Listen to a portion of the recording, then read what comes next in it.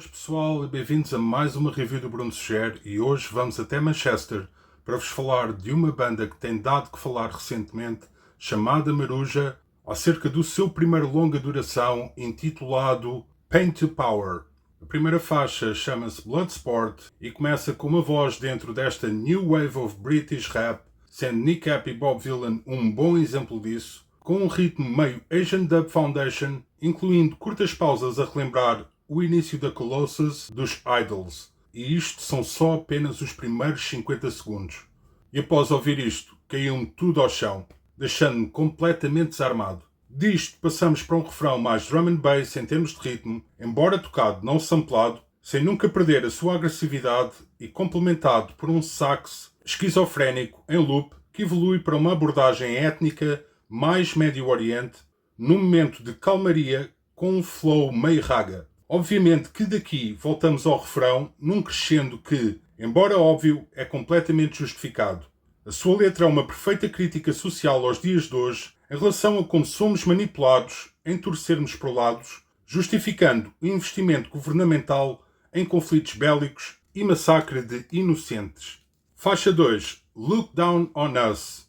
Tema que se inicia com uma linha de baixo bastante grave e distorcida a relembrar o flow de um riff característico do new metal, o que se torna mais evidente no refrão. Isto acompanhado de um spoken word ativista e de sotaque britânico afincado, que no refrão se transforma em algo mais Rage Against the Machine, embora a linha melódica de sax por trás me transporte mais para algo dentro da primeira fase dos Primitive Reason, embora, obviamente, os Maruja nunca tenham ouvido falar em tal projeto.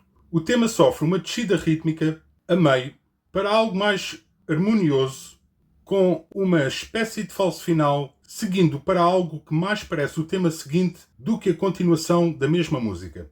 Nesta última parte somos elevados à catarse sentimental, a qual antecede um momento mais catado no final, acompanhado de um discurso sobre amor pelo próximo, enquanto palavra de ordem e protesto contra aquilo que é referido na primeira parte do tema, em continuação ao que havia sido escrito na faixa anterior, mas mais explícito na descrição do que está a acontecer neste momento em relação à faixa de Gaza.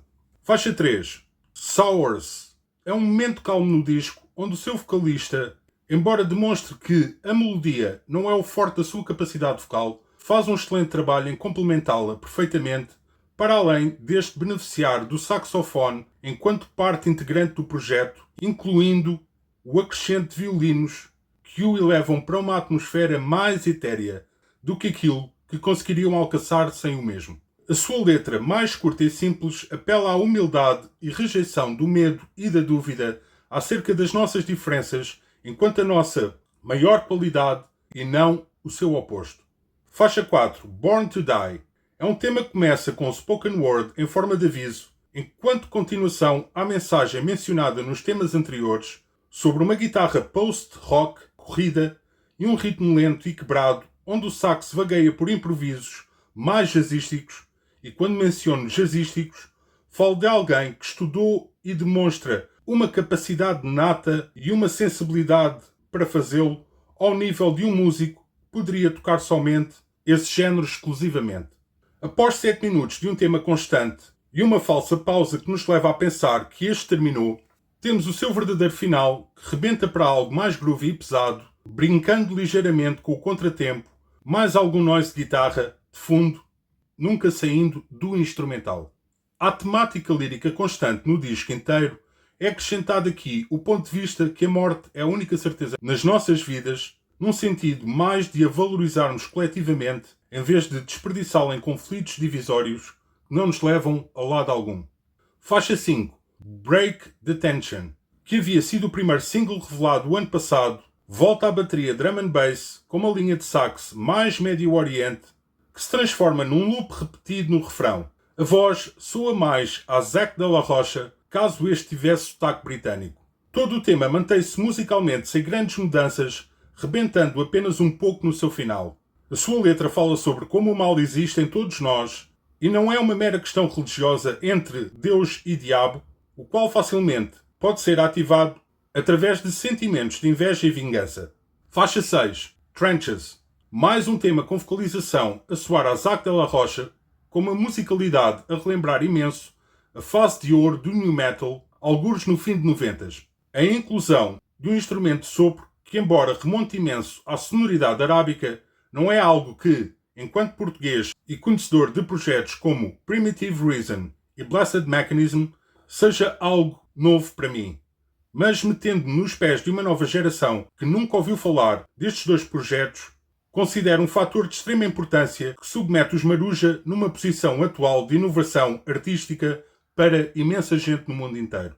A sua letra critica uma vez mais o quanto somos facilmente manipulados pela desinformação que nos desune, tal como o refrão sarcasticamente o refere, vemo-nos nas trincheiras. Faixa 7, Zayton. Embora dure 4 minutos e 20, é um interlúdio instrumental com ligeiros devaneios vocais e saxofone minimalista de abordagem jazzística mais comercial, que soa quase como a versão maruja do The Great Gig in the Sky dos Pink Floyd, a qual introduz perfeitamente o tema seguinte, Reconcile, a última faixa do disco.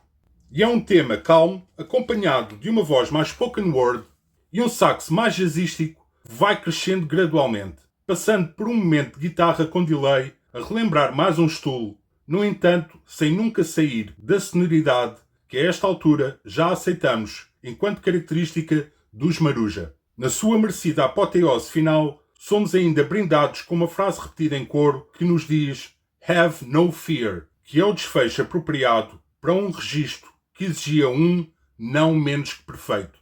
Pain to Power, que foi a minha introdução aos Maruja, é um álbum perfeito na sua fluidez e consistência artística que, apesar de nos sugerir ao primeiro tema um disco mais pesado, não perde nunca a sua atitude interventiva que se baseia muito mais num espírito de unificação do que na violência enquanto método de revolta. No entanto, sem nunca perder um pingo de agressividade sonora quando esta é merecida. Os Maruja soam a uma banda que foi elaborada por 4 músicos de espectros totalmente diferentes e que, não sei como, conseguem fazer sentido juntos sem nunca cederem a sua individualidade artística. Agora, será isso suficiente para achar este disco uma obra-prima e groundbreaking, embora num sentido ainda muito geracional? Claro que sim.